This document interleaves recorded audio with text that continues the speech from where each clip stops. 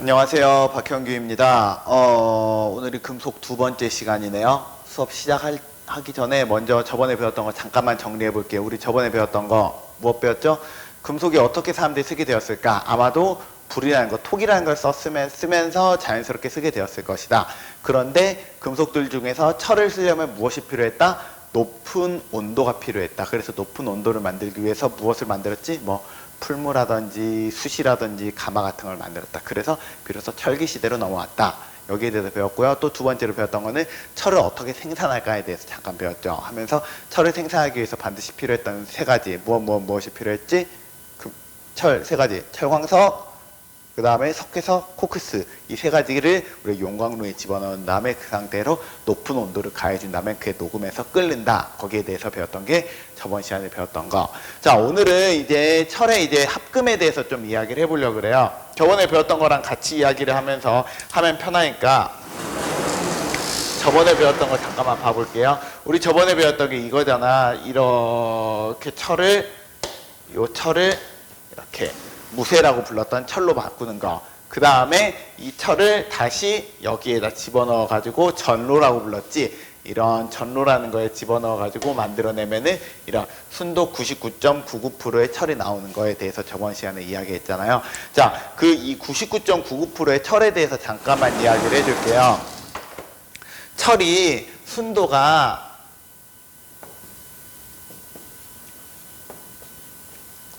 99.99%의 철을 우리가 무엇이라 부르냐면은 순철이라고 불러요. 이 순철이라고 부르는 거는 우리가 순도가 높으니까 언뜻 보면 되게 좋아 보이잖아요. 근데 이건 실은 별로 안 좋아요. 왜 안 좋냐면은 철은 실제로 여러분들 주변에 있는 철보다 생각보다 강도랑 경도가 안 좋거든요. 철이 생각보다 인장 강도가 되게 높아요. 인장 강도. 그러니까 철은 굉장히 잘 휘는 성질을 갖고 있다고요. 그러니까 이 철을 가지고 물건을 만들어주기가 좀 복잡하고 어렵고 실은 강도가 안 나오니까 사람들이 싫어하거든. 그래서 사람들이 이거 어떻게 해결하면 좋을까 하고 봤는데 철에다가 탄소라는 걸 넣어주잖아. 하면 탄소가 얼마나 들어가 있느냐에 따라서 철의 강도가 강해지거나 약해진다는 사실을 사람들이 알게 됐어요. 그래서 실제로 철을 이용해 줄 때는 그대로 철로 이용해 주는 것보다 철에 탄소를 넣어서 이용을 해주는 경우가 훨씬 더 많고요. 이처럼 탄소를 적당히 넣어놓은 철을 우리가 무엇이라 부르냐면 탄소강이라 부른답니다. 여기에 대해서 좀 이제 이야기를 해줄게요. 자, 그래서 철 중에서 순도 99%, 순도 99.99%. 그래서 철의 탄소가 0.025% 이하로 들어가 있는 철을 보고 우리는 무엇이라 부른다? 순철이라 부르고요. 이런 순철을 영어로 아이언이라고 불러요. 아이언. 자, 이런 순철은 어떤 특징을 갖고 있을까? 가장 큰 특징은 연성이 되게 좋아요. 연성이 좋으니까 굉장히 휘고 잘 늘어난다는 특징을 갖고 있고요. 그 다음 두 번째, 기계적 강도가 되게 작아요. 그래서 어디에 쓰냐? 쓸모가 없어. 그래서 주로 굳이 쓸모를 이야기하자면 전기 재료 아니면 변압기를 만들 때 변압기에 보통 쓰인다는데 별로 그렇게 많이 쓰이지도 않고요. 가장 이 순철을 많이 쓰일 때는 합금 재료로 써요. 예를 들어서 철하고 무엇이랑 합쳐볼까? 철하고 니켈이라는 걸 합쳐봅시다. 그럼 철이랑 니켈을 합금을 할 때 이때 쓰인 철은 보통 순철을 많이 쓴답니다. 그래서 철은 보통 다른 거랑 합금으로 이용을 해줄 때 순철을 쓰고 그럴 때 아니면 보통 순철을 잘 이용을 안 해준답니다. 두 번째, 철에다 이제는 탄소를 좀 넣어줘. 이걸 탄소강이라 부른다 했잖아요. 이런 탄소강이라 부르는 거는 0.025%에서부터 2.0% 정도까지 우리가 보통 말하고요. 이 철을 보고 우리는 무엇이라 부르냐면은 스틸이라 부른답니다. 스틸이라 부르는 이런 탄소강은 특징. 이게 탄소가 적게 들어가 있으면 순철의 특징이 나고요. 탄소가 많이 들어있으면은 우리 아까 봤던 선철 같은 무쇠의 특징을 갖게 된답니다. 그러면 탄소가 그래서 적게 있는 건 실은 이 탄소강이라는 걸 굉장히 사람들이 많이 쓰기 때문에 이거를 퍼센트에 따라서 굉장히 여러 개로 쪼개긴 하는데 우리는 그 쪼개는 방법들 중에 가장 대표적인 두 개로 쪼개는 걸 한번 이야기해 볼까요? 뭐냐면 이거를 0.2% 정확하게 말하면 0.2%긴 한데 0.2%까지를 우리가 나눠가지고 이걸 위에 쪽에 있는 걸 연강, 아래쪽에 있는 걸 경강이라 불러요. 그래서 0.02호부터 0.22까지는 연강, 0.2에서 2.0까지는 경강이라고 부르는데 이건 어떤 특징을 갖고 있냐? 연강이라 부르는 거는 이 철은 굉장히 순철이랑 비슷하지만 강도랑 경도가 조금 더 나아졌어요. 그래서 이 철은 낭창낭창하긴 하지만 쉽게 부러지거나 아니면 쉽게 이게 휘지는 않거든. 아니 뭐 쉽게 휘지는 않는다 말은 좀 그렇게 아니라 휘긴 하지만 그래도 어느 정도의 강도를 확보하고 있어요. 그래서 이거 어디다 이용해 주냐면은 보통 철근을 만들 때만 이용해요. 철근. 철근이라는 거 혹시 아시나요? 철근이라고 말하는 거는 요새 만드는 집의 가장 중요한 재료 철근 콘크리트 구조에 들어간 철근이고요. 철근 콘크리트 구조에 대해서는 여러분들에게 나중에 2학기 때 건설 수업을 할 때 조금 더 자세하게 이야기할 거지만 그 중에 이 철근의 역할이 어떤 역할을 해주냐면은 집이 무너지지 않도록 그 중에 인장 강도를 버티도록 많이 만들어 주거든요. 이때 쓰는 게 철근이라서 철근은 이런 형태들로 많이 만들어줘요. 물론 철근만 만들어주냐? 아니야. 철판으로 만들어줄 때도 많이 이용을 해주고요. 연강을 아니면 철 가지고 볼트 너트 나사를 만들어줄 때도 많이 만들어주고 아니면 철 가지고 열쇠를 만들 때 열쇠는 실은 연강이에요. 이게 무슨 말이냐면 여기 열쇠 있거든. 여러분 열쇠 어떻게 만드는지 아세요? 열쇠를 만들고 싶어 이걸 철을 깎아야 돼요. 깎을 때 이때 조금 더 강한 철, 경강 같은 걸 가지고 철로 이렇게 드릴 같은 걸로 구멍을 뚫거든. 구멍을 뚫어서 이렇게 열쇠를 만들고 그래서 여러분들도 힘 좋은 친구들 있잖아 하면은 나중에 이걸 자물쇠에 넣고 세게 돌려봐요. 그럼 구부러져요. 물론 구부러지고 나서는 망하겠지? 그래서 열쇠 하나 망가질 수 있으니까 그건 조심하시고요. 어쨌든 철은 그만큼 이 연강이라는 건 좀 약하다라고 생각을 해주시면 됩니다. 두 번째, 경강이라 부르는 거는 이번에는 우리가 철이 연성이 좀 약해져요. 연성은 좀 없고요. 좀 강해져요. 강해지기 때문에 이런 철 가지고는 무엇을 이용해 주면 좋냐면 주로 공구를 만들면 좋아요. 예를 들면 내가 망치를 만들고 싶다. 망치를 만약에 연철이나 아니면은 연강이나 아니면은 순철로 많이 만들잖아 하면은 얘를 가지고 이제 망치를 가지고 막 뭘 불걸 막 뚝뚝뚝 두드리자 하면은 이 망치 자체가 막 망가져 버린단 말이에요. 아니 벤치를 만들었어. 그럼 벤치가 막 망가져. 이러면 안 되겠지. 아니면 공구를 만들어 가지고 뭐 예를 들어서 드릴링 머신을 만들었어. 근데 드릴링 머신 쓰다 보니까 뜨거워지니까 드릴링 머신 이렇게 휘어버려. 이러면 안 되겠죠. 그래서 우리가 어느 정도 얘가 몸체가 움직이지 않고 버텨야 될 때 그러면서도 탄소의 양을 어느 정도 적당히 조절해 줄 때는 경강이라는 걸 많이 써준답니다. 그래서 가장 많이 쓴 게 기어 만들 때 아니면은 두 번째로 공구를 만들 때 이럴 때 많이 써주고요. 뭐 그거 말고는 여기 보면 철도용 레일 우리가 철도가 지나가는데 옛날에는 철도용 레일을 주철이라는 거 굉장히 강한 것도 썼다라는데 그게 잘 깨져가지고 어느 정도 탄성은 있긴 하지만 강도와 경도가 확보된 우리가 경강을 많이 써준답니다. 일단 탄소강의 굉장히 중요한 특징 열철이라는 게 잘 돼요. 열철이 이때 열철이라는 게 뭐냐면 여러분들 옛날 대장장이라는 직업 한번 생각해 본 적 있나요? 대장장이 하면 무엇이 떠오르나요? 보통 나는 대장장이 하면 이런 게 떠올라요. 굉장히 뜨거운 가마솥에서 가마에서 뭔가 철을 꺼내는 모습 이 철을 망치로 두드리는 모습 그 다음에 이걸 가지고 물에다 치 하고 집어넣는 모습 어떻게 떠오르나요? 여러분들도 나랑 비슷한 게 떠오를 거야. 그때 하는 그 작업을 우리가 열철이라고 불러요. 철이라고 말하는 거를 방금 전에 불에다 집어넣거나 아니면 두드리거나 아니면 이걸 가지고 물에다 집어넣는 성질을 이용해서 철의 강도와 경도를 굉장히 높여줄 수 있고요. 반대로 강도와 경도는 그대로 있는데 철이 굉장히 낭창낭창하게 연성을 굉장히 크게 늘려줄 수 있거든. 이 작업을 해주는 거 우리가 열처리라 부르는데 열처리에 대해서 여러분들께 자세하게 이야기하다 보면은 수업 시간 1시간이 훅 가요. 그러니까 지금 이야기하면 너무 삼천포로 빠지는 거고 언제 이야기할 거냐면 이 수업 다 끝나고 플라스틱까지 끝나고 도구에 대해서 설명해 줄 거예요. 도구에 대해서 안내를 할 때 그때 1시간을 좀 잡아가지고 열처리에 대해서는 좀 더 자세하게 알려주도록 합시다. 자, 그 다음 이렇게 해서 탄소강은 요 정도 이야기하고요. 그 다음 이제 세 번째로 주철에 대해서 이야기를 하려고 해요. 세 번째 주철. 자, 주철이라고 말하는 놈은 영어로 캐스트 아이언이라 불러요. 캐스트 아이언이라 부르거든요. 캐스트 CAST라 부르는데 이때 캐스트란 말은 무엇이냐면은 주조라는 단어가 있어요. 주조. 아이고. 주조라는 단어 혹시 아시나요? 주조라는 단어는 무엇을 말하냐면은 우리가 원하는 물질을 만들 때 그 물질을 녹이는 거야. 녹여서 물같이 녹여놓은 것을 어떤 틀에다 집어넣는 거야. 여기 틀이 있거든. 이 틀에다 여기에 녹은 물을 보통 쇳물 같은 거 여기다 집어넣잖아. 그럼 이건 보통 모래로 만들어요. 모래를 만들어서 쑥 집어넣고 나서 이걸 나중에 다 녹고 나면은 이게 다 붓고 나면은 굳혀가지고 이걸 모래를 부시는 거야. 모래를 부시면은 이렇게 후라이팬 같은 거 이렇게 나오게 만드는 거. 이런 걸 보고 우리가 주조라고 부르거든요. 그래서 틀에다 집어넣어서 물건이 나오게 만든 거 주조라 부르는데 이 주조가 영어로 캐스팅이라 부르는데 이 주철이라 부르는 건 뭐냐면은 이런 주조를 쓸 때 굉장히 쉽게 쓸 수 있는 철이라 해서 주철이라고 불러주기도 해요. 그래서 이 주철이라고 부르는 놈은 또 무엇이랑 똑같냐면은 아까 봤었던 요거 이 무쇠가 주철이고요. 무쇠, 주철, 선철 다 비슷한 말이라고 여러분들 생각을 하시면 됩니다. 그래서 이 주철은 큰 특징, 여기는 탄소가 좀 많이 들어갔어요. 어느 정도 들어가냐면 2.0%부터 6.67% 정도까지 들어가 있거든요. 탄소가 많이 들어갔기 때문에 강도랑 경도가 매우 좋아요. 웬만한 철이라고 부르기 좀 힘들 만큼 강도랑 경도가 매우 좋고요. 대신에 강도랑 경도가 좋아진 만큼 연성이 나빠져요. 연성이 나빠지다 보니까 이 철은 세게 때리잖아. 그러면 부서질지언정 구부러지지가 않게 돼요. 그래서 우리가 굉장히 튼튼해서 부서지면 아니 구부러지면 용도에 그 해당하는 용도를 쓸 수가 없을 때 보통 주철을 많이 쓰거든요.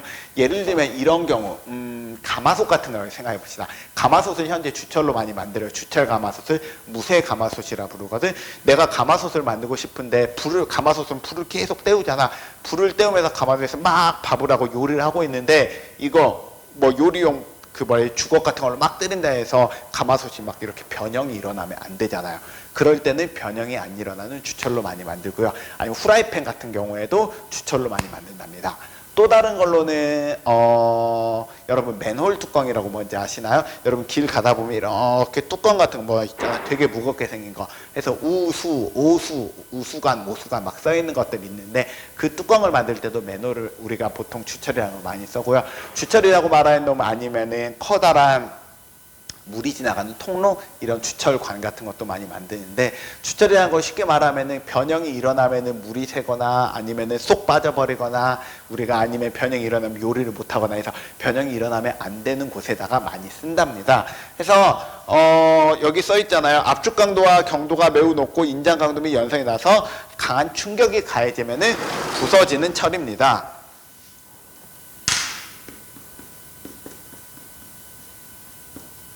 이 철의 가장 큰 특징, 주철을 녹이면 유동성이 굉장히 좋아해서 굉장히 잘 움직이거든. 그래서 주조를 할 때 가장 많이 사용합니다. 그리고 냉각을 하면 수축도 잘 안 일어나. 그러니까 내가 원하는 모양을 거의 그대로 만들어줄 수 있습니다. 그리고 주철이라 말하면 탄소가 많이 있다. 탄소가 모인 거 우리가 뭐라 부르지? 흑연이라 부르잖아요. 그래서 주철엔 탄소가 많아서요. 여러분 무쇠 후라이팬 집에 있는 사람 혹시 그 무쇠 후라이팬 길들이기라는 말 혹시 들어본 적 있나요? 뭐냐면 무쇠 후라이팬에다가 뜨겁게 만든 다음에 기름을 둘러가지고 기름으로 계속 닦아주는 거야. 기름으로 닦아주면 거기에 요리를 해도 거기에 후라이팬 뭐 물건도 음식물이 잘 달라붙지도 않는 거거든. 이런 거 시즈닝, 우리가 다른 말로 길들이기라고 해주는데 이런 길들이기가 되는 이유가 뭐냐면은 주철 안에 흑연이라 말하는 탄소가 많이 들어있기 때문에 그 탄소가 조금 열을 가하면서 거기다 기름을 가해주잖아. 하면 기름을 먹고 있어. 기름을 먹고 있는 성질을 갖고 있기 때문에 그 기름을 이용을 해줄 수 있기 때문에 내 마멸성, 주로 뭔가 부서지는 현상을 많이 줄여줄 수가 있답니다. 그래서 공작 기계의 몸체를 만들 때 많이 쓰고요. 수도관 자동차 실린더라고 부르는 놈은 자동차에서 계속 위아래로 왔다 갔다 거리는데 옆에 있는 거는 계속 긁히는 현상을 많이 발생하니까 긁혔을 때 망가지는 걸 좀 막아줄 수 있습니다. 아니면은 브레이크 패드 등으로 많이 쓰는 게 주철이랍니다. 자, 그 다음 여기까지 이야기하면 주철에 대해서 이야기 다 했는데 더 이야기를 이제 좀 이야기해 주자면은 우리가 주철만 우리가 철은 합금을 이것만 이용해 주냐? 그렇지 않아요. 철은 우리가 가장 많이 쓰는 금속이기 때문에 주철 말고도 이런 탄소 더하는 거 말고도 여러 가지 성분들을 많이 더하는데 그걸 배우고자 하면 너무나 많고요. 가장 대표적인 합금 한 가지만 알려주려고 해요. 뭐냐면 철에다가 크롬이라는 걸 넣어줘요. 크롬은 영어로 CR, 분자는 이렇게 쓰거든요. 철에다 크롬이라는 걸 넣어주게 되면은 철이랑 크롬이랑 서로 붙으면서 철의 굉장히 큰 단점 하나를 상쇄시켜줘요. 철의 가장 큰 단점이 무엇이었죠? 바로 녹슨다였지. 그래서 철에 크롬을 한 12% 정도 넣어주잖아요. 그러면은 철이 녹슨 현상이 굉장히 줄어들게 돼요. 그래서 녹슬지 않는 철이 나오게 된답니다. 이 녹슬지 않는 철, 영어로 뭐라 부르지? 스테인리스 스틸이라 불러요. 뭐냐? 스테인리스강, 스댕이라 부르는 거 우리가 만들어줄 수 있어요. 그래서 철에다가 크롬, 여기 써있는 거 스테인리스강이라 부르는 게 철에다 크롬 넣은 거거든요. 크롬을 넣어주면은 우리가 만들 수 있는 게 스테인리스 강이고요. 주로 많이 쓰는 게 스테인리스 강을 집을 만들 때 스틸하우스라고 부르는 게 있어요. 집을 아예 집 틀 자체를 철로 만드는 경우, 아니면 주방용품, 주방에서 칼을 쓴다, 도마를 쓴다 이럴 때는 우리가 보통 주방용품에서 쓰는 칼 같은 경우에도 대부분 스테인리스를 많이 쓴답니다. 뭐 그거 말고도 물탱크를 만들 때도 스테인리스를 우리가 많이 쓰고 있습니다. 그래서 철에 대해서는 우리가 이 정도만 공부를 해봅시다. 아시겠죠? 더 궁금하면 어디 가면 된다? 재료공학과로 나중에 고등학교나 대학교를 가시면 됩니다. 그 다음 이제 두 번째로는 구리에 대해서 좀 이야기해 볼게요. 구리는 영어로 뭔지 아세요? 구리는 영어로 코퍼라고 부른답니다. 코퍼라고 부르는데 구리는 어떻게 생산을 할까부터 한번 이야기를 해볼게요. 뭐야? 이거 다 지우고 이야기해 봅시다. 구리라고 부르는 거는 우리가 어디에서 보통 채취할 수 있냐면은 금속들 중에서, 아니 광물들 중에 황동석이라고 부르는 게 있어요. 이렇게 생겼거든. 보면 이렇게 약간 금색빛이 나서 이거 금 들어있는 거 아니야? 그리고 여러분들 주변에 막 여기 동굴 같은 거 가면 이렇게 생긴 것들 보는 적 있거든요. 이거 금 들어있는 거 아니야? 네, 이거 금 아니에요. 이때 들어가 있는 게 뭐냐면은 구리가 들어있거든요. 여기에서 구리를 채취해야 돼요. 근데 딱 보면 구리만 들어있는 게 아니라 나머지 뭔가 쓰잘데기 없는 것들도 많이 들어있잖아요. 그래서 여기서도 구리에다가 석회석 같은 규소를 이제 같이 넣어주는 거야. 그 두 개를 같이 넣어서 빻아가지고 얘네들을 불로 얘들 녹여버려요. 그러면 주철이 아니지. 구리를 이렇게 녹여가지고 이렇게 구리를 가지고 이렇게 네모난 이렇게 판자떼기를 만들어줄 수 있거든요. 이렇게 만들어줘요. 이렇게 만들어준 구리는 보통 구리가 이제 나머지 쓸데없는 성분들은 거의 다 없어지고, 이렇게 만든 구리는 조동이라 부르거든. 조동이라 부르는 거는 한 퍼센트가 95%에서 98% 정도 되는 구리를 만들어줄 수 있어요. 그래서 이거 조동구리라고 불러요. 그럼 요걸 가지고 어떻게 해주냐? 요것까지만 만들어주면 끝이 아니고요. 이건 실제 우리가 쓰는 구리랑 좀 모양이 다르잖아요. 이건 실제로 구리를 만들어주려면 전기분해라는 걸 해줘야 돼요. 전기분해라는 걸 여러분들에게 설명을 쉽게 하기 좀 어려워요. 왜냐면 이거 여러분들이 전기분해에 대해서 알려면 일단 이온에 대해서 알아야 되고, 그 다음에 전기분해로 들어가는데 중학교 2학년 과정이거든요. 그래서 좀 더 쉽게 말을 해주자면은 구리라고 말하는 놈, 얘를 얘네들이 녹을 수 있는 물에다 집어넣는 거야. 그 물에다 집어넣고 위아래다 플러스 마이너스 전기를 흘려주잖아요. 그러면 특정 전극에다가 이 구리가 모이게 돼요. 그러면은 이쪽에 구리가 이렇게 순수하게 이렇게 모이게 되거든. 그럼 이것들을 따로 채취를 해보면 어떻게 생기냐면 이렇게 순도 99.99%의 구리가 나오게 돼요. 그래서 이건 아까 조동이라 불러준다 했잖아요. 이 조동 말고 이렇게 전기분해해서 만든 이 구리를 뭐라면 전기분해동이라 부르기도 한답니다. 그래서 이런 전기분해를 해가지고 구리를 만들어야지 우리가 실제로 알고 있는 구리가 나오게 된답니다. 이게 실제로 구리 만드는 방법이에요. 오케이? 자, 그러면 구리는 어떤 특징을 갖고 있어요? 구리의 가장 큰 특징. 첫 번째, 구리는 열과 전기가 잘 통합니다. 열과 전기가 잘 통합니다. 이게 되게 중요하거든요. 왜 중요하냐면은 구리라고 말하는 놈이 열과 전기가 좀 심하게 잘 통한단 말이야. 그래서 우리 주변에서 이걸 이용해서 구리를 많이 이용을 해줘야 해서 첫 번째 제일 중요한 특징, 전기와 열이 잘 통합니다. 그래서 전기랑 열이 잘 통하니까 제일 많이 쓰는 게 뭐지? 전선을 만들어줄 때 우리가 구리로 전선을 많이 만들어주죠. 그래서 여러분 주변에 구리를 너무너무 보고 싶다. 어떻게 하면 되지? 멀티탭을 잘라보면 그 멀티탭 안에 구리가 들어있답니다. 아니면은 구리를 가지고 열이 잘 통하니까 동파이프 같은 걸 만들어줘요. 이 동파이프 어디에 쓰면 되지? 집 안에 난방용 배관에 많이 쓴다면. 난방용 배관. 여러분 난방이 어떻게 되는지 원리는 좀 아시나요? 난방의 원리는 되게 간단해요.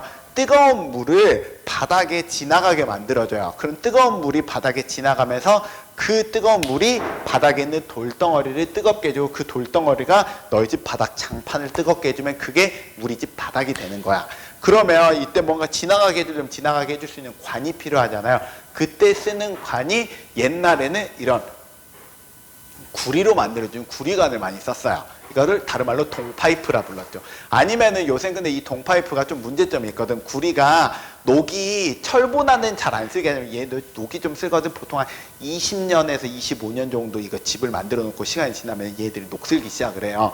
그러면 여기에서 얘 약간씩 이제 물이 새면 우리 집은 바닥이면 우리 아랫집은 천장이잖아요. 천장에서 물이 새는 경우가 발생을 해서 요새는 구리를 가지고 이렇게 만들어주는 경우보다 플라스틱을 가지고 만들어주는 경우가 있어요. 너희들 이런 거에 대해서 궁금하면 집에 싱크대를 한번 열어보세요. 싱크대 아래를 열어서 쪼그려 앉아서 봐보면 뭐가 보이냐면 우리 집 난방배관을 조절하는 게 보이거든요. 난방배관 조절하는 거 한번 까서 한번 봐보세요. 거기에서 봤을 때 하얀색 플라스틱 관이 보이면은 우리 집은 엑셀 파이프라고 부르는 플라스틱을 사용하는 거고요. 거기 봤는데 뭔가 잘 모르겠지만 적갈색의 무언가, 근데 약간의 청동빛도 나는 것 같은 무슨 비스무리한 뭔가 쇠로 뭐 금속으로 돼 있다. 그럼 너희 집은 바닥이 무엇으로 돼 있냐면은 동파이프로 돼 있는 거예요. 그걸로 한번 나중에 구별해 보면, 심심하면 해보면 그것도 재밌는 일이 될 거예요. 자, 그 다음 또 전성과 연성이 굉장히 좋아요. 전성과 연성이 좋으면 어떤 특징을 갖고 있냐면 가공성이 좋아요. 가공성이 좋기 때문에 구리를 가지고 공예품도 많이 만든답니다.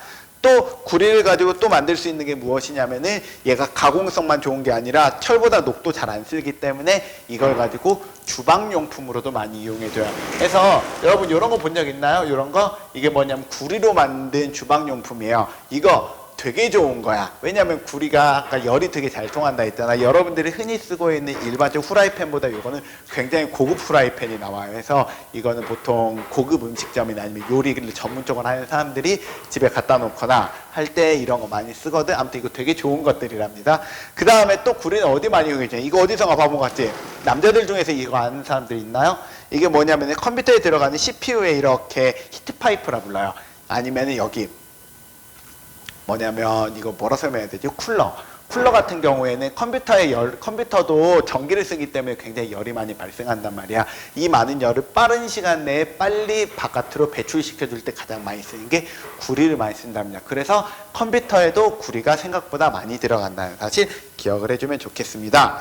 그래서 구리를 주로 많이 쓰는 부분은 4번 구리를 주로 많이 쓰는 거 전선에 많이 써주고, 전선이 제일 많이 써요.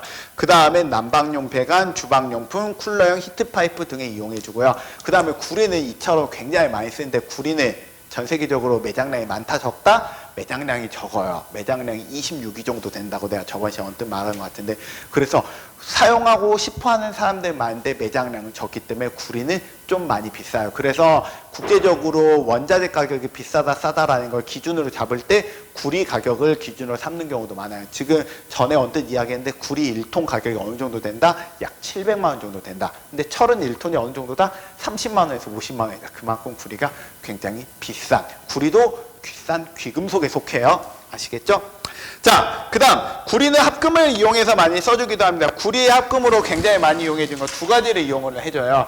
구리에다 아연이라는 걸 섞어줘가지고 이용해 주는 걸 보고 황동이라고 말해주고요. 구리에다 주석이나 기타 등등을 이용해 주는 걸 보고 우리가 청동이라고 이야기해 주거든요. 첫 번째로 이 황동에 대해서 좀 이야기해 줄게요.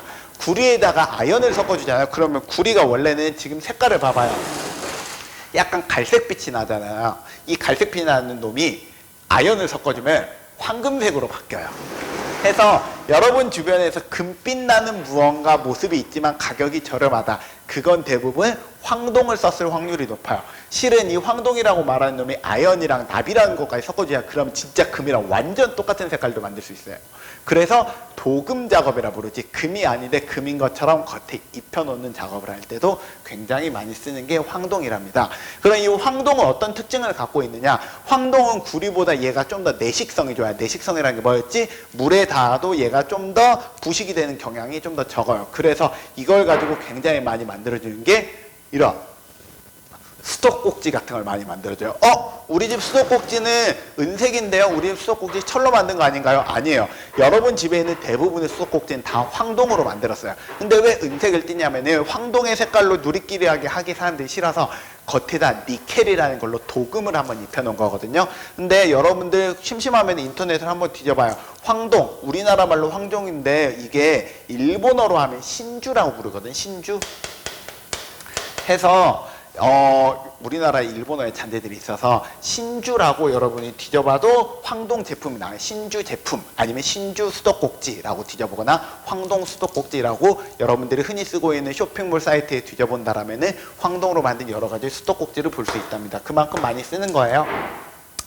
자, 그 다음 이런 황동은 구리에 비해서 방금 전에 말한 것처럼 이게 전성과 연성 가공성도 좋지만 주로 주조로 해서 물건을 만들거나 내식성이 좋기 때문에 많이 이용해 준 게 이런 부분에 이용을 해주고요. 또 많이 이용해 주는 게 뭐냐면은 금인 것처럼 해서 이렇게 장식용품에도 많이 이용을 해줘요. 근데 여기에 요거 뭔지 기억나시나요? 요거 뭐지? 악기잖아. 악기들 중에 여러분 금관악기라고 혹시 아시나요? 금관악기. 금관악기라고 말하는 놈들은 굉장히 번쩍번쩍 금 색깔이잖아요. 그게 다 금을 이용해 주는 게 아니라 황동이라는 걸 이용해서 만들어주고요. 아니면 소켓을 만들어줄 때도 많이 이용해주고, 황동의 가장 많은 쓰임새 중에 하나가 군에서 많이 쓴답니다. 바로 이 탄피를 만들 때. 왜냐면 이 황동이 굉장히 탄피라고 말하는 놈이, 여러분 탄피 혹시 아시나요? 요 앞에 여기 총알이고요. 여기 안에다 화약을 집어넣어서 이렇게 여기를 빵 치면은 이게 앞에는 총알이 나가게 만든 이 총알이 들어가 있는, 이 화약이 들어가 있는 걸 우리가 탄피라고 부르는데요. 탄피는 아무 재료나 만들 수가 없어요. 왜냐하면 순간적인 열에도 이게 폭발이 일어나지 않으면서도 적당한 탄성을 갖고 있어야 되거든. 이거를 우리나라 아니라 여러 나라에서 다른 금속으로 대체하고 싶어도 잘 대체가 안 되기 때문에 아직도 구리, 황동을 많이 쓰고 있답니다. 그래서 탄피는 여러 가지 의미에서 잃어버리면 안 돼요. 잃어버리면 진짜 큰일 나요. 자, 그래서 한 가지만 더 이야기해 주자면, 여러분 황동 영어로 뭔지 아시나요? 황동은 영어로 브라스라 불러요. 금관악기를 다른 말로 브라스 밴드라고 부른다는 거. 자, 이것까지만 이야기해 줄게요. 그래서 구리와 합금, 첫 번째 황동은 무엇을 더해준 거다? 아연을 섞어준 것이다. 아연은 영어로 보통 ZN, GN이라고 보통 많이 쓴답니다. 구리에 비해 전성, 연성, 가공성, 주조성, 내식성이 굉장히 좋아집니다. 한 20% 정도만 섞잖아 하면은 우리가 낭창하면서 색깔이 굉장히 아름답게 나오기 때문에 주로 장식용품이나 악기를 만들 때 많이 쓴답니다. 여기에 납까지 섞어주면 완전 좋아요. 자, 그 다음 두 번째, 30에서 40%까지 해주잖아요. 그러면 인장 강도가 굉장히 좋아지면서 이때 많이 쓰는 게 전구용 소켓 아니면 탄피, 아니면은 황동으로 수도꼭지를 만들거나 황동으로 이렇게 방금 전에 동파이프라고 말했던 거 요거 있잖아. 이게 동파이프를 실제로 동을 쓰는 경우도 있지만 황동으로 황동 파이프를 쓸 때 굉장히 많이 써요. 황동 파이프라 말하는 사람들이 잘 못 알아봐요. 신주 파이프라고 말하면 이해하더라고요. 이런 것도 많이 쓴답니다. 자, 이제 두 번째, 주석을 더한 걸 이야기해요. 주석을 더한 걸 청동이라 부르거든요. 실제로 청동기 시대 할 때 그 청동이 요게 맞고요.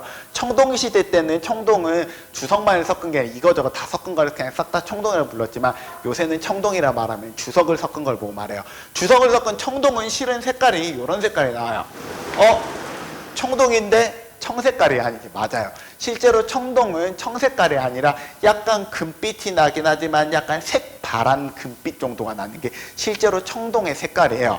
근데 왜 이게 청동이냐고요? 얘가 녹슬면은 이런 색깔이 나요.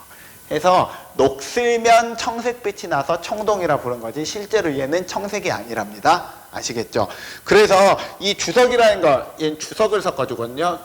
주석은 영어로 SN이라고 쓴답니다.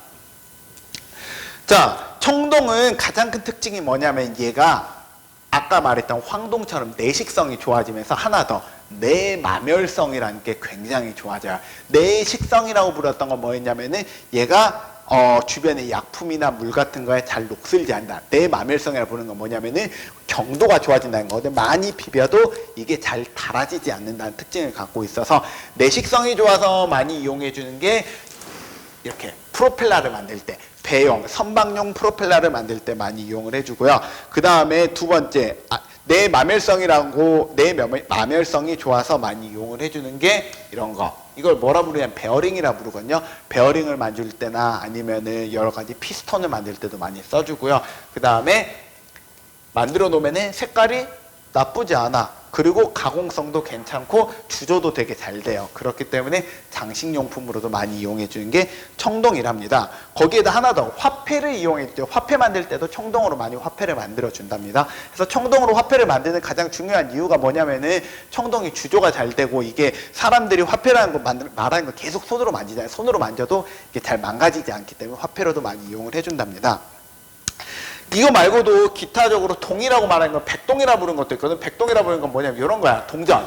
동전 같은 경우에도 우리가 여기 구리가 많이 들어가거든요. 여기 여러 가지 동전들 있잖아요. 동전들마다 이제 막 들어가 있는 게 다양해요. 뭐 예를 들면 1원짜리 동전에 알루미늄으로 만들고, 요거는 뭐 황동, 요거는 백동, 요거는 뭐 여러 가지 종류 많이 쓰는데 거의 다 들어간 게 구리라는 게 많이 들어가고요. 우리나라 동전 100원짜리랑 500원짜리는 구리에다 니켈을 많이 섞어준답니다. 구리에 니켈을 섞어주잖아 하면 구리가 굉장히 밝은 빛이 나요. 하얀색 빛이 나오거든. 이게 바로 백동이라 불러서 우리나라 동전에서 많이 쓰고 있답니다. 자, 그 다음 이제 알루미늄에 대해서 이야기해 줄게요. 알루미늄에 대해서는 내용이 많지 않은데요. 짧게 이야기해 줄게요. 알루미늄은 우리 주변에 보크사이트라고 부르는 이 금속을 가지고 알루미늄을 많이 만들어줘요. 이 보크사이트라고 말하는 금속은 뭐냐면 우리 주변에서 이렇게 생긴 거, 이거 암석 본 적 있지? 어디선가 봤을 거. 왜냐면 지구상에 되게 많이, 지구상의 13%, 지각이 13% 정도니까 되게 많이 있는데, 이걸 가지고 최종적으로 여러 알루미늄을 만들어주게 되는데, 이런 알루미늄은 산화 알루미늄 형태대로 이렇게 암석으로 되어 있거든. 얘를 곧바로 이렇게 만드는 게 생각보다 어려운 기술이에요. 왜 어렵냐면 알루미늄은, 산화 알루미늄 자체는 녹는 점이 660도 그 정도밖에 안 되는데, 산화 알루미늄은 얘네들이 서로 결합이, 산소랑 결합이 너무나 잘 돼서 얘네들 녹으려면 녹는 점이 약 2000도씨 정도가 돼요. 근데 사람들이 일반적인 불로 2000도씨를 만들려면 굉장히 돈도 많이 들고 온도를 높이기 힘들단 말이야. 그래서 어떻게 만들까 사람들이 되게 고민을 하다가 어떤 사람이 굉장히 신기한 거 알아냈거든. 이 아래쪽에 보이는 요거 보이나요? 이거 빙정석이라 부르는 거거든. 빙정석. 이 빙정석이라는 것과 이 보크사이트라 부르는 놈을 두 개를 섞어가지고 얘네들을 가지고 녹여보잖아요. 하면은 약 1000도에서 1200도 사이에 녹아버린대요. 그래서 이 두 개를 섞어가지고 녹인 이 녹은 물에다가 전기를 가해줘가지고 우리가 구리를 따로 채취했듯이 알루미늄을 따로 채취하는 방법이 현재 가장 많이 쓰고 있는 알루미늄 채취 방법이에요. 해서 우리가 알루미늄을 어떻게 만드느냐? 그러면 쉽게 말하면 알루미늄의 원석, 보크사이트에다가 빙정석을 섞어서 불로 녹인 다음에 녹인 거를 전기분해해서 많이 생산하는데요. 여러분, 이거 왜 이 말을 해주냐면은 철 만들었던 거랑 이거랑 어떤 게 더 복잡해 보이나요? 얘가 더 복잡해 보이지 않나요? 왜냐하면 이건 빙정석이라고 말하는 잘 모르겠는 금속, 우리가 돌덩어리도 들어가야 되고요.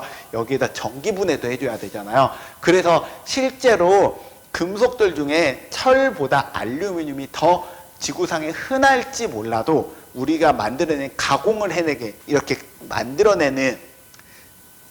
만들어내는데 돈이 많이 들어가기 때문에 실제로 금속 가격은 알루미늄이 더 비싸요. 약 4배 정도 알루미늄이 비싸답니다. 그런 특징을 갖고 있고요. 알루미늄은 가장 큰 특징이 전성과 연성이 좋아서 얘도 가공이 잘 되거든. 근데 이 가공이 잘 되는 것보다 더 좋은 특징이 뭐냐면 얘가 가벼워요.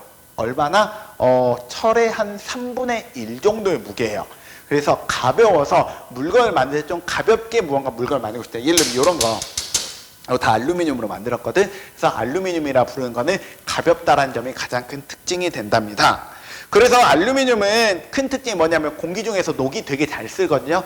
녹이 잘 쓰는데 녹슨 산화 알루미늄이 얘가 굉장히 조직이 치밀하기 때문에 한번 녹 쓰고 나잖아 하면 더 이상 그 안쪽이 녹을 잘 안 써요. 그래서 녹이 잘 쓸지 않지만 녹이 잘 쓰는 이상한 구조예요. 무슨 말이냐면은 내가 알루미늄 이렇게 채취를 했어. 알루미늄 이렇게 하나 만들잖아. 이 알루미늄을 만들어 놓고 이렇게 덩어리를 만들어 놓는 순간 공기 중에 있는 산소랑 반응을 해가지고 겉이 이렇게 산화 알루미늄으로 변해버려요.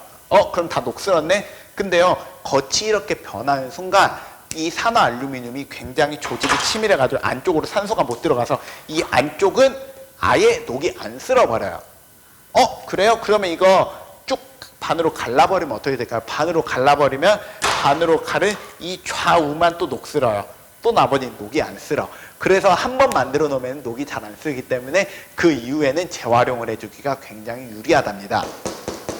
그래서 이런 알루미늄 재활용을 사람들이 굉장히 많이 하고 있고 굉장히 많이 권장하고 있는 편이고요. 알루미늄은 이렇게 녹이 한 번 쓸고 나면 더 이상 녹이 잘 안 쓴다는 특징 때문에 식품 용기로 많이 이용해줘요. 이게 식품 용기로 이용해준다는 게 생각보다 되게 위험한 거야. 왜냐면은 철을 가지고 예를 들어서 여러분 알루미늄 하면 알루미늄 호일 떠오르죠. 이런 거.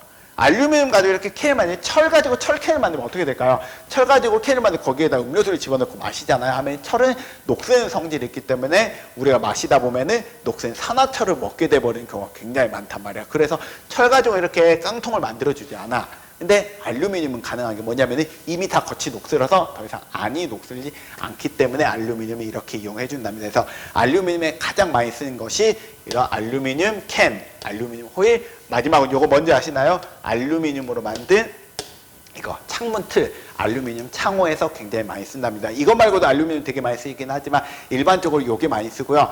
두 번째로 이제 알루미늄을 많이 쓸 때 뭘 어떻게 이용해서 많이 이용해 주냐면은 알루미늄 합금을 많이 이용해 줘요. 알루미늄 합금을 만들 때 보통 두 가지로 합금해 줘요. 하나는 알루미늄의 주조가 잘 되도록 해주는 게 있거든요. 주조가 잘 되게 해줘서 이용해 준 걸 알루미늄 주조용 합금이라 불러요. 그래서 고온에 되게 잘 견디고 경도가 되게 좋아요. 경도가 좋기 때문에 되게 딱딱하거든. 근데 주철보다 좀 가볍잖아. 가볍기 때문에 가볍게 이용을 해주기 위해서 많이 만들어주고요. 주로 어디에 쓰냐? 자동차 부품, 기계 부품, 통신기기 같은 것에 많이 써준답니다. 두 번째로 가공을 우리가 이번에는 이거 말고 알루미늄을 좀 더 강하게 만들어줄 수 없을까? 왜냐면 알루미늄 가공성이 약하다 해서 알루미늄의 강도를 철 정도의 강도를 한번 높여보고 싶어서 만들어 놓은 알루미늄이 있어요. 이걸 뭐라 부르냐면 두랄루민이라 부르거든요. 두랄루민이라 부르는 여기 써 있는 게 보면은 알루미늄과 구리랑 마그네슘과 망간 이 네 가지를 섞어준 걸 보고 우리가 두랄루민이라 불러요. 이 두랄루민은 뭐냐면 알루미늄이긴 한데 강도가 철 정도의 강도가 나온단 말이야. 철 정도의 강도가 나오면 뭐가 좋냐면 알루미늄이 굉장히 가볍잖아. 가벼운데 강도가 좋으니까 무언가 가볍게 만들면서 센 놈이 필요할 때 예를 들면 항공기를 만들 때 알루미늄을 써주기도 하고요. 또는 아니면 자동차들 중에 스포츠카 같은 경우에 굉장히 빨리 지나가니까 가벼워야 되잖아. 가볍게 만들어줄 때도 이런 구조용, 가공용 합금, 두랄루민이라는 걸 많이 써준답니다. 자, 그리고 아래쪽에 읽을 거리를 한번 읽어보면 좀 재밌는 건데 뭐냐면은 알루미늄은 실제로 지구상에 굉장히 흔한 물질이긴 하지만 가공하기 힘들기 때문에 옛날엔 이게 그람당으로 따지잖아. 금보다 비쌌을 때가 있었대요. 그래서 옛날에 여기 써놨지만 나폴레옹 3세 같은 경우에는 이게 손님이 오잖아요. 하면 손님들한테 은수저를 주고 자기는 알루미늄 수저를 썼다라고 합니다. 그만큼 알루미늄이 옛날엔 귀했대요. 요새는 뭐 이렇게 쓰고 있긴 하지만 실제로는 옛날엔 그랬답니다. 자, 오늘 수업 여기까지고요. 오늘 배운 거는 우리가 무엇을 배웠지? 구리랑 알루미늄이랑 철, 그 다음에 그 합금에 대해서 배웠습니다. 다음 시간에는 플라스틱에 대해서 수업을 진행해 보겠습니다. 오늘 수업 수고 많으셨습니다.